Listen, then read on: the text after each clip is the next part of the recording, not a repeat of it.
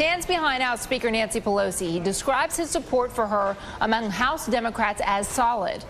But Speaker Pelosi's accusations that the CIA lied to her about waterboarding have created a firestorm among her critics. House Majority Leader John Boehner says the Speaker should either present the evidence or apologize. MSNBC's congressional correspondent Mike Viqueira is live on Capitol Hill with more. Mike, the House Democrats just wrapped a news conference. They didn't discuss this issue. Is that part of their strategy?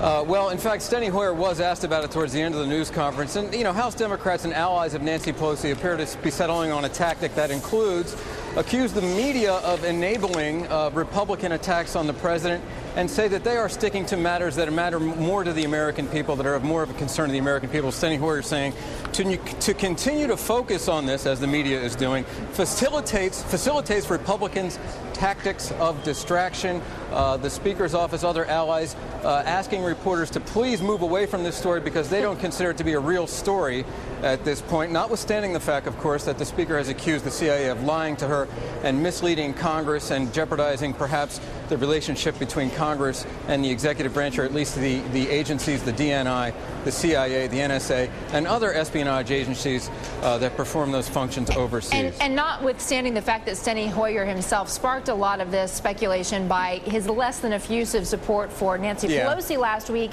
when she first brought up those charges, making many of us question whether there was a coup in Congress on the way. Let's switch gears. I understand you have new information about the closing of Guantanamo Bay. Yeah, okay, so the Senate today is considering the war supplemental bill. It is $97 billion. It funds the wars in Iraq and Afghanistan.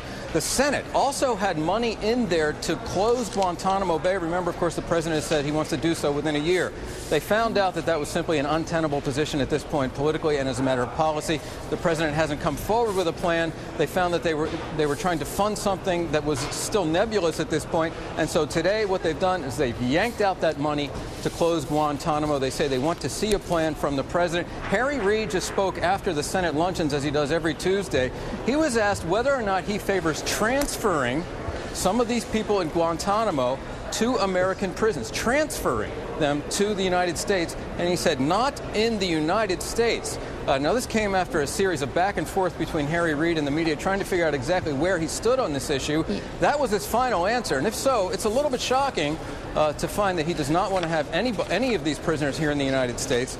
That seemingly would put him at odds with the administration, but we'll wait to see how it works out over the course of the day. And especially because he's got all that land out in Nevada. You could just build a desert prison out there. Look, well, in all seriousness, he's in a very tough re-election fight in Nevada, or at least it's anticipated that it will be tough. I don't think he's drawn a big name opponent at this point. All right, Mike. All right, thank thanks. you.